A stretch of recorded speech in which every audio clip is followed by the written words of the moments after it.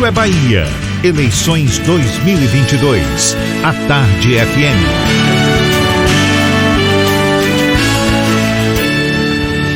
Olha só, o PTB não descarta a possibilidade de lançar candidatura própria ao governo da Bahia, caso seja preterido, caso seja deixado de lado na escolha da vice na chapa de João Roma.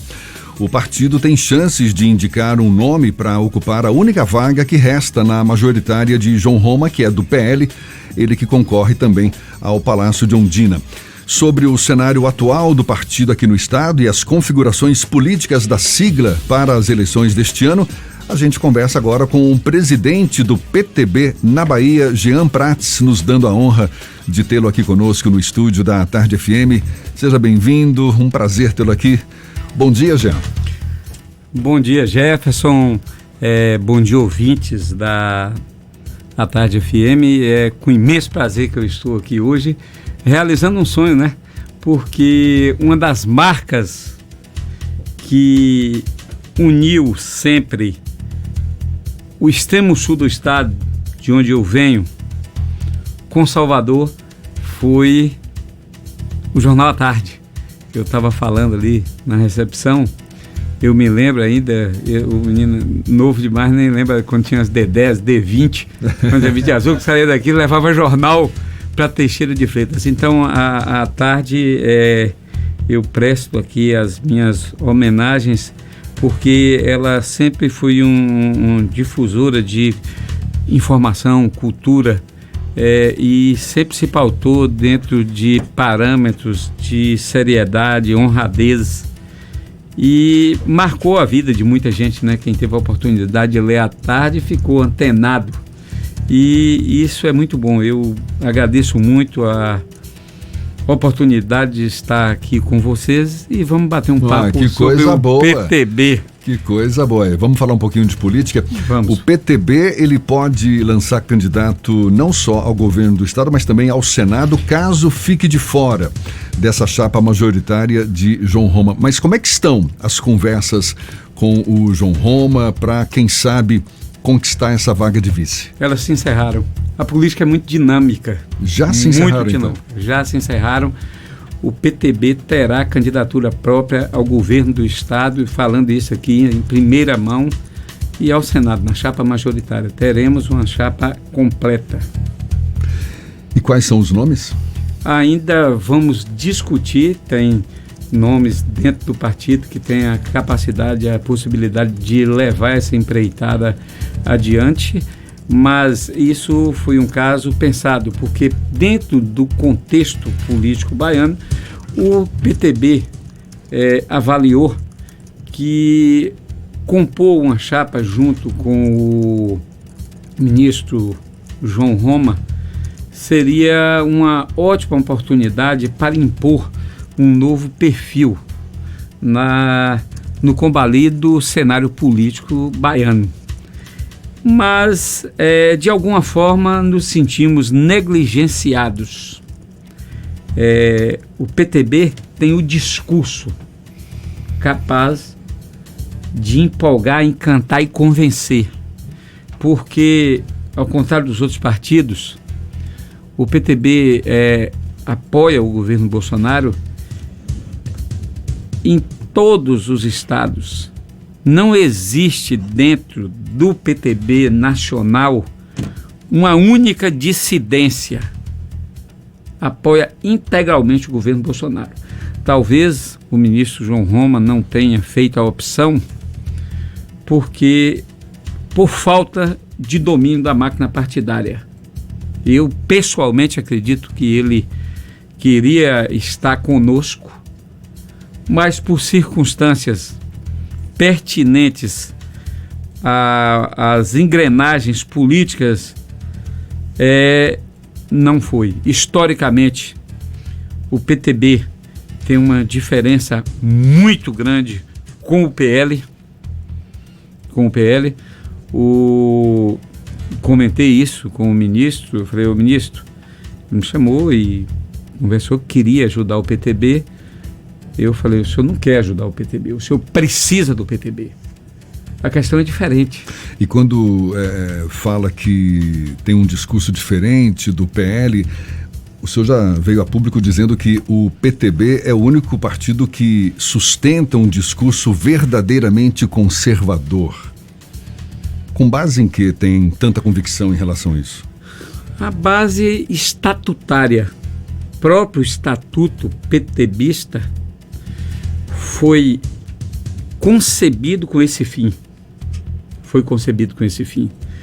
E estamos pagando um preço muito alto. Eu comentei com o ministro, eu falei, ministro, faça uma comparação, veja quem é o presidente do seu partido e veja quem é o presidente do meu partido, o PTB. Roberto Jefferson, o líder do PTB. O PTB tem uma unidade identitária.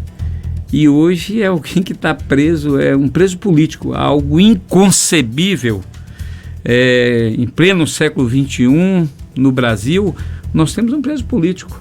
Roberto Jefferson está em casa hoje com a tornozeleira, amarrado tal qual um cachorro.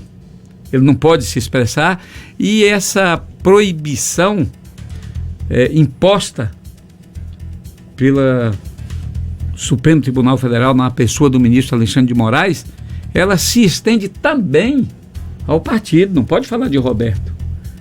Mas se eu tivesse medo, eu não estaria aqui. Eu não teria chegado onde eu cheguei.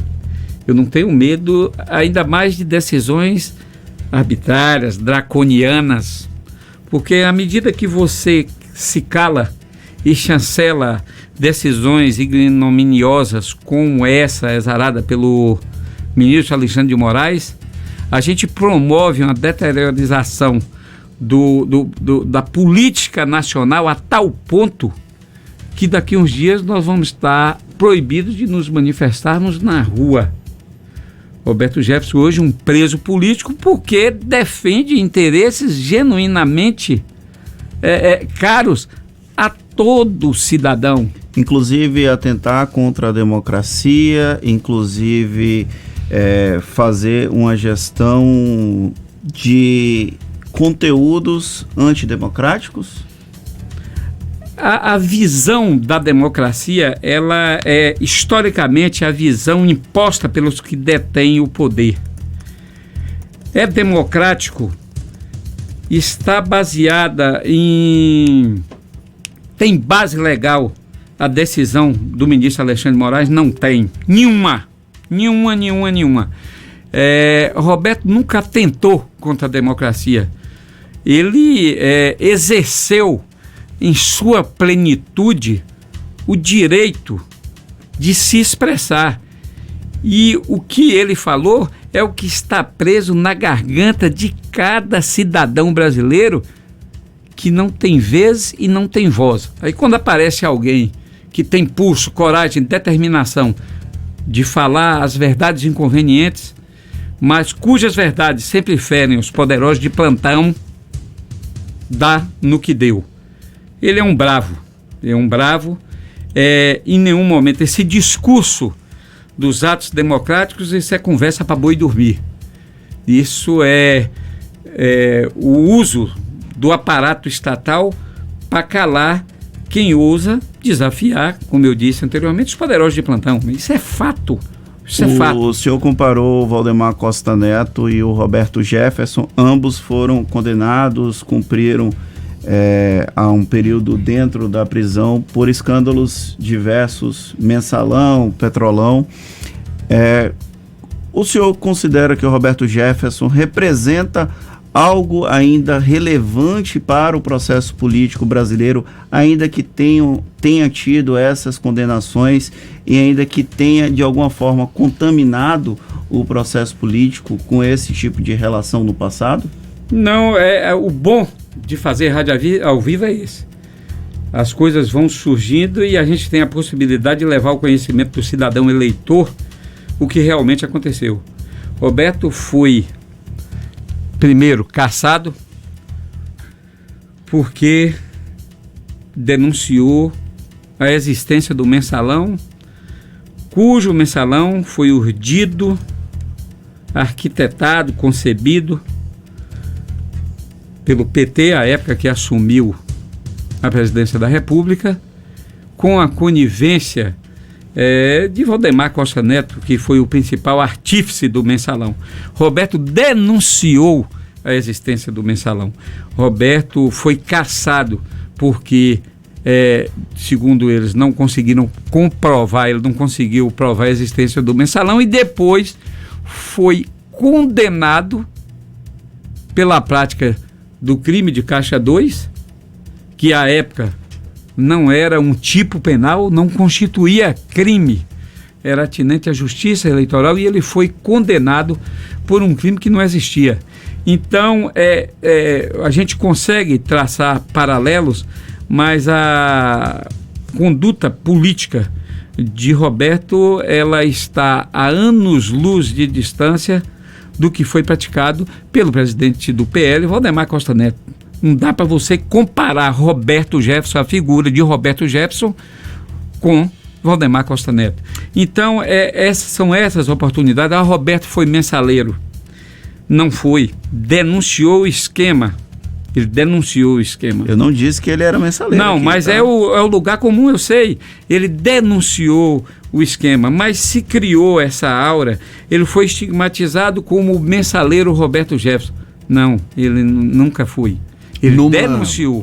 Numa eventual disputa pelo governo do Estado com um candidato próprio, como é que o senhor espera que o PTB convença o eleitor de que o partido é um partido que defende os princípios democráticos, um partido que tem projetos nobres para serem desenvolvidos aqui no Estado?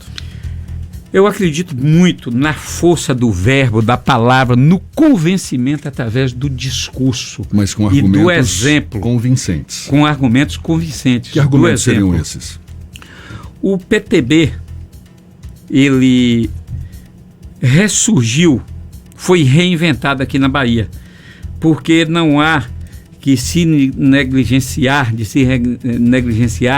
que o PTB, durante muito tempo aqui na Bahia, foi um partido de gaveta, utilizado em negociatas, um toma lá, dá cá.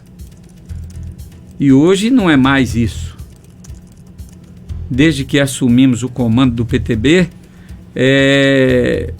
nós não nos rendemos às práticas deletérias que são rotineiramente aplicadas na política.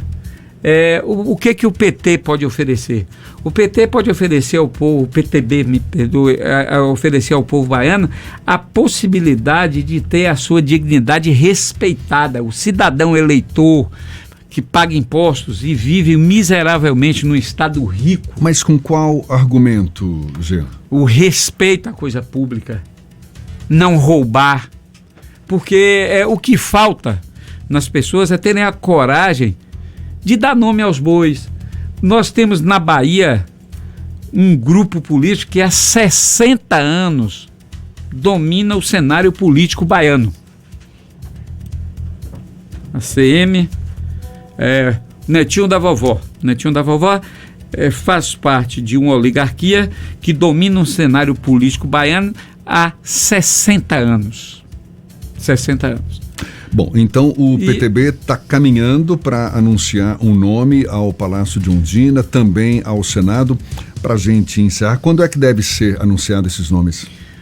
Logo depois do feriado da Semana Santa iremos fazer, e também a esses 60 anos teve o lapso, agora 16 anos de governo petista, que colocou a Bahia num patamar impensável. Hoje o estado da Bahia ostenta os piores índices de segurança pública, educação, saúde do país. Isso é vergonhoso. Cada cidadão que está me ouvindo agora sabe do que eu estou falando. Então não adianta a gente tampar o sol com a peneira. Somos pequenos, nós somos um partido, nós não temos dinheiro para fazer campanha, mas temos a força da palavra. E quando o povo passar a nos ouvir, vai poder sopesar. Mas nós vamos ter debates por aí, com certeza, vamos ter debates. E aí nos debates vamos ver como é que vão serem colocadas as coisas. Eu fico assim, gosto muito quando a tarde tomou essa iniciativa de dar voz, porque isso sim é democracia. Não é o que se é praticado lá no Supremo, que com a canetada se cala todo mundo. Você vê aí facínoras presos e são imediatamente soltos. Enquanto isso, quem defende a população, mas que não está inserido no grupo que suga nesse sistema vampiro, que acaba com o nosso povo, tem que ser amordaçado e calado. Então, essa época vai passar. A Bahia vai se libertar das amarras impostas pelo atraso. E se não tinha ninguém com coragem, nenhum partido com coragem de se insurgir contra esses desmandos, o PTB se propõe a isso. E depois da Semana Santa, a gente fica sabendo então quais são os pré-candidatos do partido ao governo do estado, também ao Senado. Presidente do PTB na Bahia, Jean Prats, conversando conosco aqui ao vivo no Issa Bahia. Muito obrigado pela sua disponibilidade, pela presença aqui conosco. Seja sempre bem-vindo. Eu vou estar de pé à ordem sempre que for convocado, porque um convite de vocês aqui à tarde é uma convocação. Tenho certeza que eu estou falando isso de coração. Vocês não vão ver em minhas palavras e olhando nos meus olhos nenhum traço de falsidade, porque eu acredito que quando os princípios são justos, o objetivo está sempre correto. Então a Bahia vai ser apresentada agora um novo estilo de se fazer política. O PTB não leva desaforo e nós estamos abertos, esperando que venham com unhas e dentes. Nós vamos defender a população. Tá certo, tá certo. Então tá dado o recado. Jean Prats, muito obrigado mais uma vez. Presidente do PTB na Bahia, aqui no Issa Bahia, ao vivo para você. Agora são 7h47 na Tarde FM.